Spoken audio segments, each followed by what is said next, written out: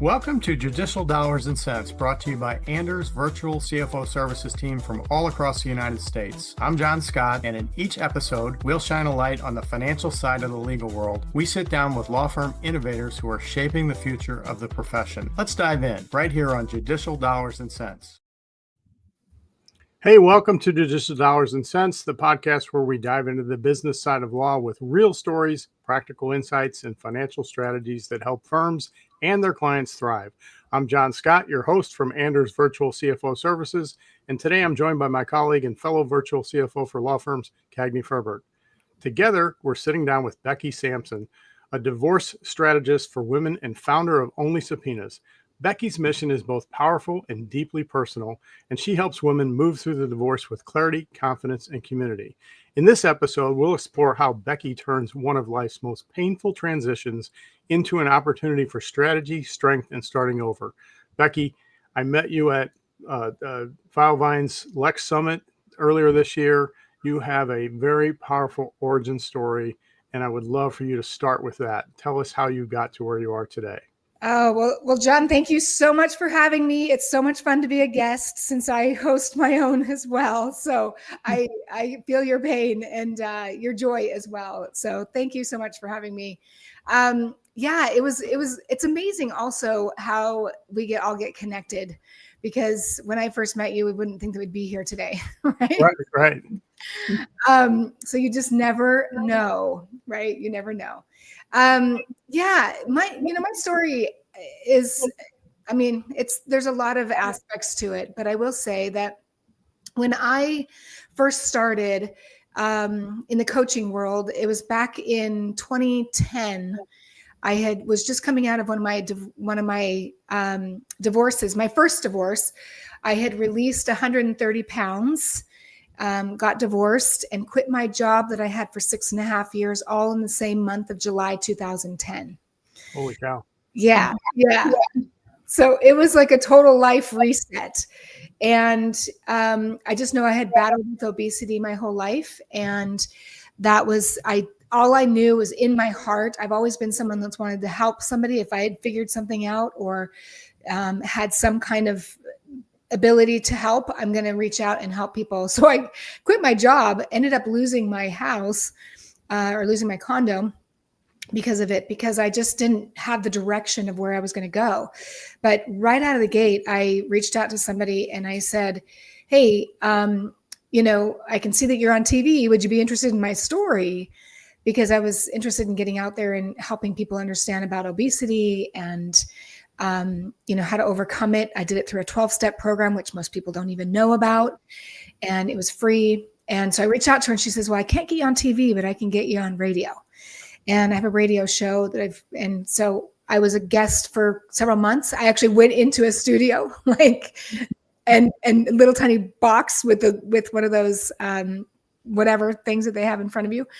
And then within a couple months, she said, hey, why don't you just take over my radio show? And I was a guest host for 2.5 years. Oh, wow. Yeah. And so that's when I really started, and that was 2010, right? So that's been a while since that happened. And then I started really getting into the coaching world and helping people through weight loss. Ended up living in Ireland for a year. Lived on a health farm, which I'd never been out of the country. It was so beautiful. But as I was transitioning, I was single for about 8 years, got married the second time. And I told my husband at that time, I was like, look, this is my last rodeo. Like, I've been through all the dating. I even worked for a dating site where I was their host for one of their podcasts. Well, it was kind of podcast. We did it through the TV or through the phone at that point. I recorded my phone calls, and then that was what we used as a podcast, and did some workshops and things like that for people dating. And so I thought I had totally figured this out. Right. And ended up marrying a guy that was 18 years older than I. And we ended up in Hawaii on our honeymoon. And the very last day of our month-long honeymoon, he got offered to work there. And I thought, what the freak? Like, are you serious? Like, we're going to move my whole life to Hawaii. And 4 or 5 months later, he gets offered a position. 2 weeks later, he's gone. And I stayed back for 3.5 months, and then joined him in Hawaii. And within 4 months of moving my whole life to Hawaii, thinking I was going to be there for 2 to 5 years, he turned to me and said, hey, we've got to do our taxes, and I need you to get all this information. And I knew that what he was doing on the taxes was not legal, because my dad was an accounting professor. And my other brother was an accountant. And I said to him, I said, look, I was having a hard time kind of vacillating back and forth. Do I really stand up to this man? And I went to the shower. I said a little prayer and said, please, God, give me the strength to stand up to this man. I came out and I said, look, if that's what you're going to do on our taxes, I'm not going to sign the papers. And he turned to me in 10 minutes and said, look, we need to get divorced, and we need to get divorced fast. So we were married just over a year at that point. Wow.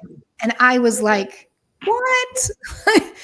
And I mean, here I am on an island away from everybody, packed my whole life up.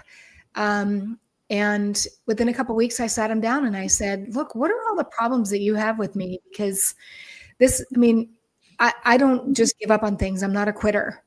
And I said a little prayer before I had this conversation again. And I just said, hey, what issues do you have? And he starts like naming them all off. And I anybody that knows me knows I don't go anywhere without a booklet, right? So I go get my book. I'm like, hold on one second. Like, let me write this down. Yeah, right. And so I'm like writing, I'm like, okay, what else? Okay, what else? What else? And all of it was just kind of going off my shoulders. But he was like, write this one down. You know what I mean? Like, he was so proud of all this crap that he was telling me. And then all of a sudden he turns to me and he goes, Becky, I'm having a really hard time seeing the value that you bring to my life. It's a business transaction to him. Yeah. And I said to him, I said, here's the good news, Mr. So-and-so. Here's the great news is that I know the value that I bring to your life. Whether or not you choose to see it or not in this relationship is none of my business. Mm-hmm. And that was the first time in my life that I had ever really stood up for myself. And it was a real turning point. So 7 months later, long story short, 7 months later on April 1st, April Fool's Day, as we know, 2020, I served him divorce papers at the airport in Honolulu on his way off the island. I did not mean to have it happen that day, but it just so happens that the whole world, if you remember in 2020, the world was shutting down. Yep. And they were trying to shut down the airport. And I knew that he wanted to get off the island. And that was, we had already gotten 2 tickets. They'd canceled those flights. So this was the only flight we could get him off the island. And that started a 3.5-year court case. It dragged out for 3.5 years, 21 subpoenas, 21 hearings. I represented myself for most of that time up against 5 attorneys, and I won. Wow. That's awesome. Yeah. I had no idea about the court system when I started, and I was getting my degree in conflict resolution, peace building, and mediation, ironically enough. And I just had to learn. I had to dive in. I had to research. I had to get on websites, talk to attorneys, draw up my own motions and go to court and cross-examine my soon-to-be former husband, and it was really hard. It was super, super hard. But I remember my mom and I having a conversation during the process. And I said to her, there's got to be a bigger reason why I am going through this, because there's other people that are suffering. And like I said, just like with my weight, right? I wanted to help people, empower them with the information that they need, because it happens not just to women. My situation, he literally dragged our whole divorce through the court. He abused me through the court system, really is what he did. And because I wasn't the one that was financially as stable as he was at that time, I had to fight and advocate for myself. But here's the kicker. When I dropped him off at the airport, this is one of the things that I tell people oftentimes is that I had a little prayer in my heart that please, God, keep my heart soft towards him and towards other men, because I didn't want to come through this process bitter. Right. I really wanted to become better. And that's why my podcast is called Divorcing Strong, is how can you come through it, something that's so difficult to deal with, but you're coming through it a better person and coming through strong.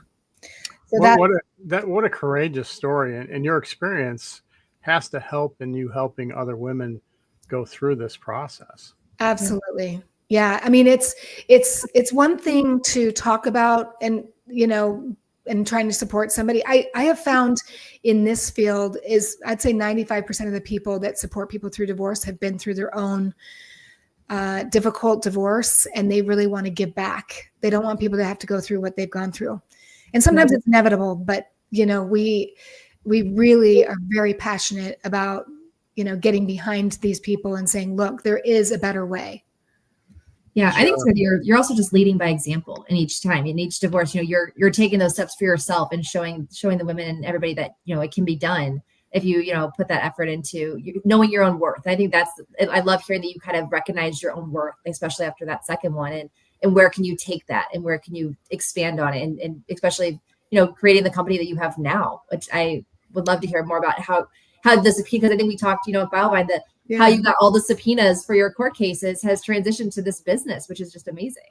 Well, you said something, first let me address it. You said something about your value, right? Yeah. And I say every single person has value in a marriage. I don't care who brings the money in, who doesn't bring the money in, or who takes care of the kids, who doesn't take care of the kids, the majority, all that stuff. We are important and we matter. Mm-hmm. So that's one thing that I want people to know. And that's what that moment when I stood up to him and said, he really did say the best thing he could have ever said to me, which was I had no value in his life, because it gave me an opportunity to go, I am of value. Right. So it was early on. To your second part of that is that the second thing you brought up is the subpoenas. So I didn't even know what a subpoena was. I didn't know what they were used for. And I was working at that time, I was working with a legal aid guy. He was an attorney, but he didn't have time. He says, Becky, I don't have time to take your case. And I was like, no, I get it. But as long as you can mentor me, like if I can just do all of the background work and do everything, and then you just say yes or no, or this is how you do it, I'll work it. And now it took him a couple days sometimes to get back with me. However, when they subpoenaed me for a bank record because they were looking for a very specific thing, I was thinking, why didn't you just ask me for it? His attorney. I was like, so within 24 hours of me getting the subpoena that he sent out to the bank, I sent him what he needed, highlighted, because I'm a graphic designer. I highlighted with a little note saying, this is the explanation of what you needed. But what's funny is I reached out to this attorney that was mentoring me, and he says, Becky, there you go. You got the template. And I was like, what? So I literally, and I'm a graphic designer, so I just took it into Illustrator, which is not a word processing. And I did my margins the same, and I did the font the same, and I just copied the whole thing and went and did my first subpoena. He walked me through, there's a couple nuances that you have to do within the court. And once I did it once, that was it. I was like, because I wasted 9 months or eight to 9 months in my case asking for discovery, and then going back and doing motions to compel, and then asking discovery and motion to compel. And he was not giving me the information I needed to be able to settle. And many people don't know that they have the ability to go subpoena it. Just stop asking for permission and go get what you need. And within 2 weeks, the bank or the organization or the retirement account or whatever it is that you need for your case. And so I did. And I was like, wow, this is amazing. And ended up with 7 binders of paperwork that I eventually turned over to my attorney. And he's like, how did you get all these people to respond to your subpoenas? And I was like, what do you mean? And most of them were foreign subpoenas, which means they went across state lines. You usually have to domesticate it and do this whole process and whatever. And everyone responded to me. I didn't have to do that. And, but then when we got to a place where I needed him to subpoena, he was like, I don't do subpoenas. I don't like subpoenas. I'm like, why would you not subpoena? So I started seeing this pattern of attorneys, and that there was this cog in the wheel where subpoenas win cases, but they are not willing to do it. And when my case ended, 5 days later, I met my new husband, now that I'm happily married to. The feet first husband. I know he really is, my life went from a nightmare, a Netflix nightmare to a holiday Hallmark movie. It's really That's awesome. I'm so happy for you. Yeah. So you figured out how to build a better mousetrap, or the secret sauce to subpoenas, and you have replicated the process, and you're taking something that attorneys don't want to do, yep, and you're standardizing it, and you're making it perfect. So how are you approaching the market, and how are attorneys receiving this offer to outsource this thing they don't care to do? Well, so I had to first see that there was a major problem. So, that was one attorney, my attorney, that didn't want to do it. And I just kind of, in the back of my mind, I'm like, why would you not do the subpoena? Right. So right after I met my husband, 2 weeks later, when we actually met in person on Christmas Day, 2023, 2 weeks later, we found ourselves in another court case for his granddaughter. And when we were getting ready for that trial a year later, same thing. My husband came to me and he says, we need to subpoena. And so we called the attorney, 35-year attorney. And he's like, I don't want to do the subpoena. Why are we doing it? And I was like, excuse me? Like this, we need this information in order to win the case. And so my husband's like, I don't care how much it is, because this attorney was trying to charge us $500 for it. And I was like, for what? So anyway, my husband's like, I don't care how much it is. We're doing it. So we agreed with the attorney.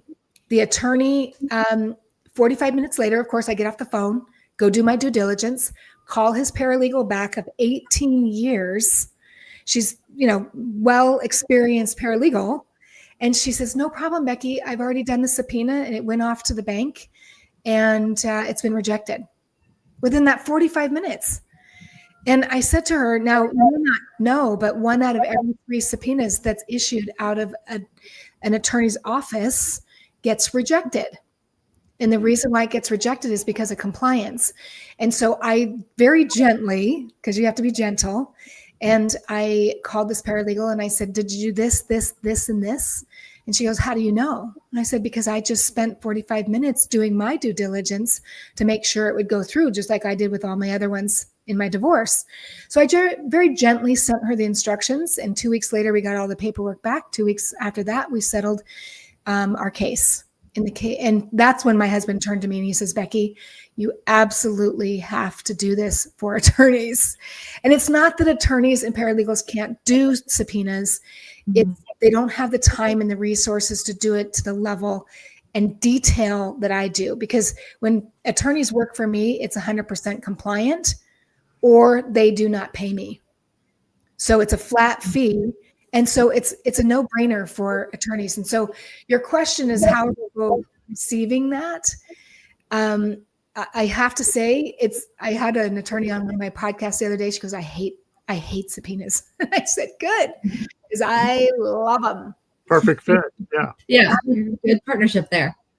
Yeah. And the thing is that if people realize the power of the subpoena, and attorneys wouldn't have to worry about all the follow-up, wouldn't have to worry about the compliance, because there's so many jurisdictions, and it's, I love that. That's like my research part of me. And that I can support them in. It really is a no-brainer. So once I talk to people, they're like, oh yeah, let's do it. So you're fully informed on all the compliance in all the states. So it doesn't matter where you are or where the firm is, you can work in those jurisdictions and get those subpoenas to comply. And again, like you said, if it doesn't get served correctly and it doesn't pass muster, they don't pay. So you're incented to get things right. Absolutely. I mean, so what kind of programs do you have? Let's say I'm a family law firm. Go ahead. Oh, I was going to say, I'll correct you. I don't know all I of the jurisdictions, but I do research them before when a subpoena comes in. I make sure that I'm compliant with that jurisdiction or with that area, because every area is different. Like I just had one the other day where we're subpoenaing somebody out of one state for a deposition into another state. So I had to really dive deep into that before I went back to the attorney and said, okay, this is what it is. You know what I mean? Go ahead. Right. But let's say I'm a family law firm. I'm in Wisconsin. I want to engage with your firm. What are my options? Well, for me, what I do is I work with attorneys on a flat fee basis, and I have packages where they prepay.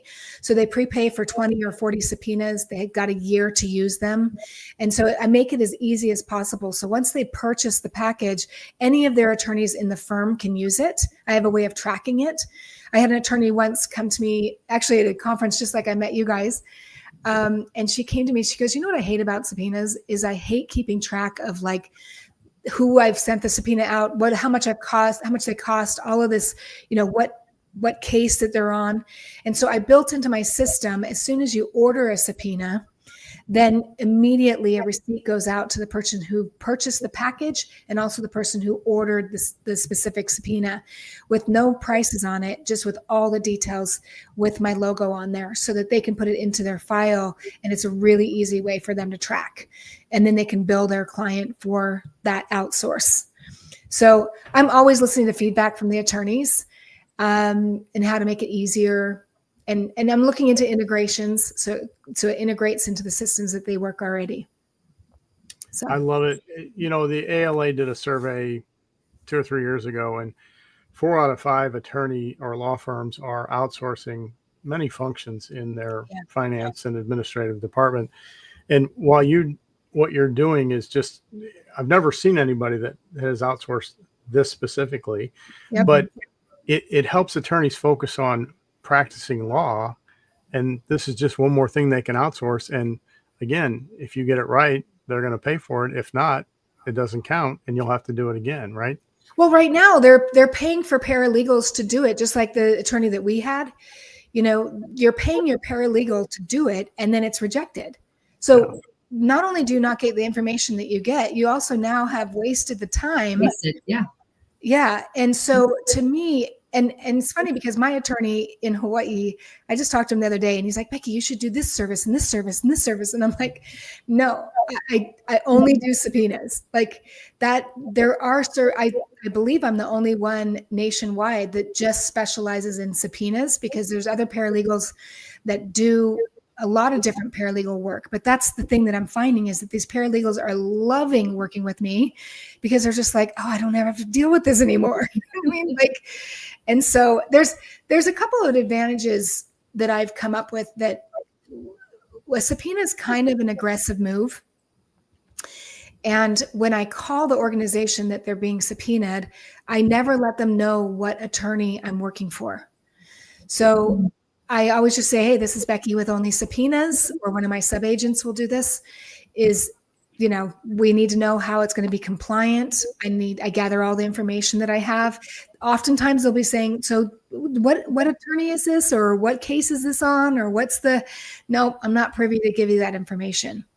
The other thing that's really a benefit is that my background is in real estate negotiation and as a mediator. So I negotiate those foreign subpoenas meaning going across state lines. Right. I actually negotiate, because sometimes you can get them to accept it without having to domesticate it, which is a much longer process. Also, I negotiate whether they'll take it through certified mail instead of having it process served, which costs more money. Because I just want to make sure that I'm advocating for not only the attorney, but also for the client when it comes to cost. Love it. Love it. Yeah. Hey, let's circle back to the other business activity that you have in then helping women get through this traumatic time of life. So Cagney is happily married, 3 children. Yeah, 3 kids. Yep. The mythical Cagney that we'll talk about here is going through a very traumatic divorce. Yeah. What resources do you offer the mythical Cagney to help her through this traumatic time? Well, first off, I have spent a tremendous amount of time networking this year because I'm a huge networker. I want to be able to provide resources if it's not something that I can help with. Like, for instance, I was supposed to meet with someone right before this podcast, and I've never met her. She just saw me on a podcast and is reaching out and you can tell she's in panic mode, right? Like, she's sending me all of these horrible messages. And I want to be able to give her the resources. So it just depends on where people are, the stage that they're on in their divorce, whether they need a divorce coach, whether they need a lawyer, or whether they need a financial. I have a lot of really great financial people that help dissect all of the financials when it comes to divorce. I do take on clients, but it's very rare, not because I don't want to. It's just I'm pretty busy with ONLY Subpoenas. And so I normally will outsource that to somebody, but eventually I'm going to be doing a weekly meeting called The Gathering. It's very low cost for people, just as a support group for you to be with around other people or other women. Yeah. It's a safe space for us to just share, because there's just so many different emotions that you experience. One day you'll be mad and angry and resentful. The next day you'll be sad, and everybody around you is just telling you to get over it. And it's a process, and I get it.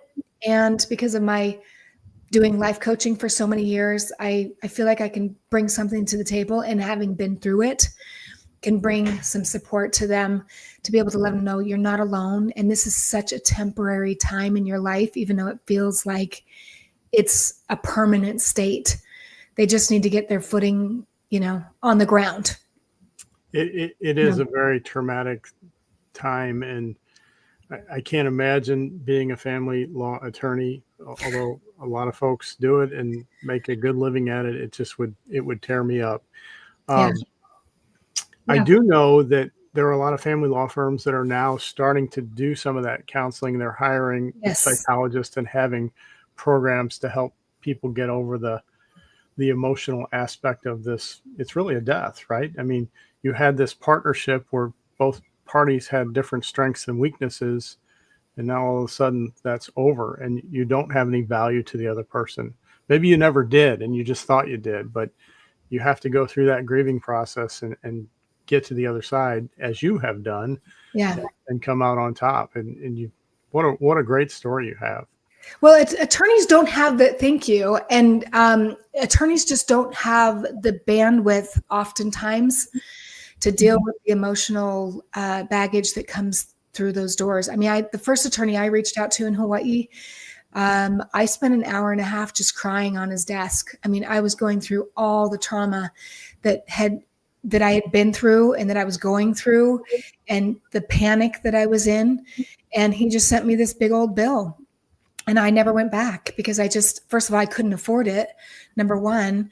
Number two, he wasn't equipped.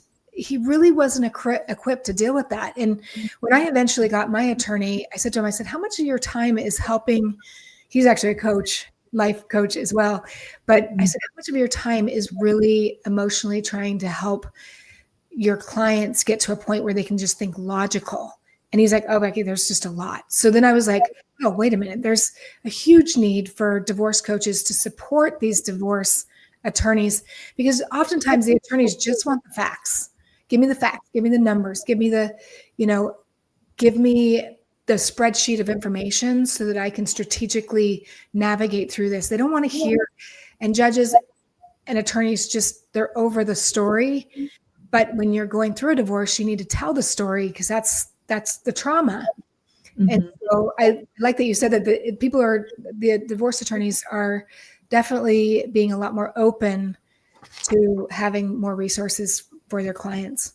Yeah. I like you said the bandwidth thing, because I think we see that with our clients too. It's the same thing, outsourcing to something like us, let them focus on what they're good at, what they're tactical at with those pieces and subpoenas as well. Like let's outsource some of those resources. And it's nice to think that some attorneys still have that empathetic side of them too, that can be that part of that partnership with it. But their bandwidth is only so far. So what resources can they bring in is always a key too. Yeah, and as divorces go up, the rate of divorces go up, the attorneys are getting more and more inundated. Yeah. And so I remember I was in the same conference a few months ago, and this one divorce attorney, she's now retired divorce attorney. And I said, yeah, I tell my people all the time, be patient with your divorce attorney because they have a life too. They have a family to go home to, and she's like, yes, thank you for giving me a voice. Hey, I want to wrap this up by asking you kind of an off-the-wall question. And here in St. Louis, there's a motivational speaker. His name is John O'Leary. If you ever get a chance to hear him talk, you should hear his story. Yeah. And as a 9-year-old boy, he was badly burned at his own doing. He was replicating an experiment that he saw on PBS with the science guy, whatever, and he ended up causing a fire in his house, and 90% of his body was burned. But he came out on the other side, and they've made a movie about him called Soul on Fire, which has just recently been released. So that is my question for you. With your fabulous story, if we made a movie about your life and the progression you've made, what actress would play you? Well, the first one that comes to my mind is because people call me Becky Brockovich, right? Oh, yeah.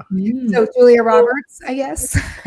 I love that answer. I actually reached out to a lot of my friends in the movie industry because I said, my story is there's so many turns and everything. And, if people could see what their rights were, I went from knowing nothing to knowing a lot. It would be a powerful thing. So I appreciate the thought of that because it's like, it really is. I always say the more knowledge is your power, and doing it from a place of a heart, not a bitterness. And so that's where I feel like if there were a movie about it's how did I come through that better, not bitter? How did my heart still stay intact? Where really I was ready to receive another amazing husband fairly quickly after that happened because of the work that I had done internally. Yeah. Well, Becky, what an amazing story. And it does sound like your journey has healed you and you're in a really great place. Your work reminds us that divorce isn't just a legal process. It's a financial and emotional journey where clarity and confidence truly do matter. Thank you so much for being on the show today. And if folks want to get a hold of you, either on the counseling side or the Only Subpoena side, how can they get in touch with you? Yeah, just Only Subpoenas with an S.com, or you can go to BeckySampson.com. I try to make it as simple as possible. So perfect. Hey, we'll put that in the show notes. And I know you're live streaming today as we are. Hey, if you enjoyed today's episode, please subscribe, share, and leave us a review. It helps us put this show on more often. Again, I'm John Scott with Anders Virtual CFO Services, along with my colleague, Cagney Ferbert. Thank you, Becky, for joining us today. And until next time, we'll see you then. Thank you. Thank you. Thanks for joining us on Judicial Dollars and Cents, presented by Anders Virtual CFO Services. If you found value in today's conversation, be sure to follow or subscribe wherever you get your podcast. To learn more about how Anders helps law firms strengthen their financial foundations and drive growth, visit anderscpa.com. Until next time, keep making smart decisions that make perfect sense.